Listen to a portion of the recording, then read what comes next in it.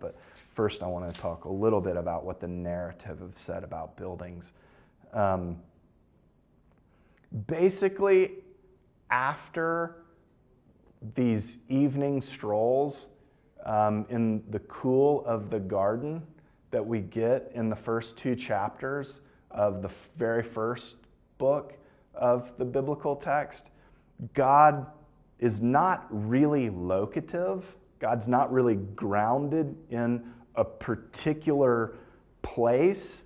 And you could even argue this, because really at this point he's really grounded in a people, not in a place, but until Exodus 36. So you go, there is a lot of work and a lot of life and a lot of mission and a lot of ministry happens between Genesis 3 and Exodus 36. Exodus 36, God basically gives us the schematics for the first ever SUV, what I would call a spiritual utility vehicle. He gives us the design for, do you remember what it is? Yes, the Ark of the Covenant, the tabernacle.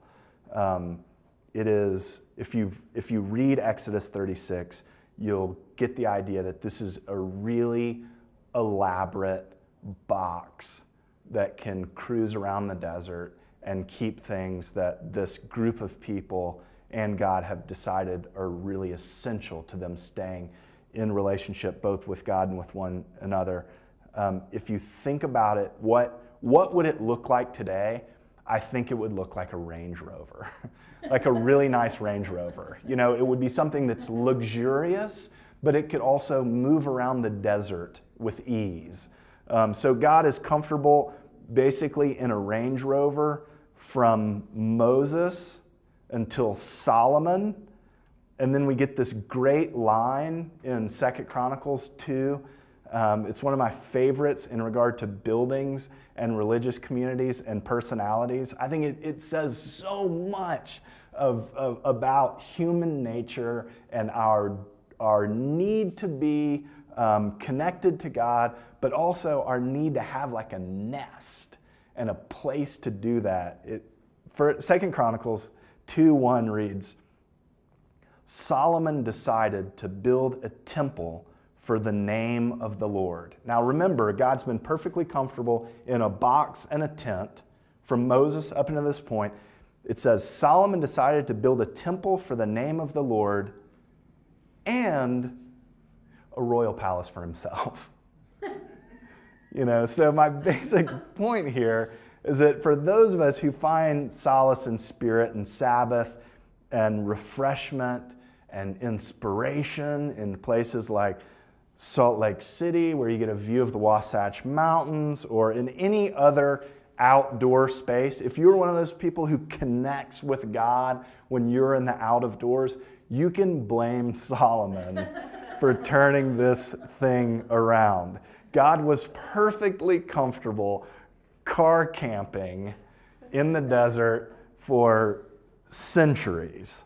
And then just to stick with the narrative, or give you a little more narrative, fast forward many centuries, Jesus does have ties to a version of the temple that Solomon built, but he has looser ties to the architecture than most religious folks would have preferred at the time.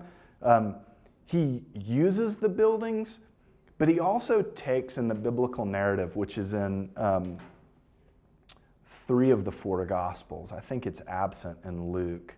I'm not sure about that, but I think it is. He also takes a stab when he says to the people, destroy this temple and I will rebuild it in 3 days. And that becomes this very confusing line to them. He's saying the body, humanity, is the church. Humanity is the sacred space that's in the world.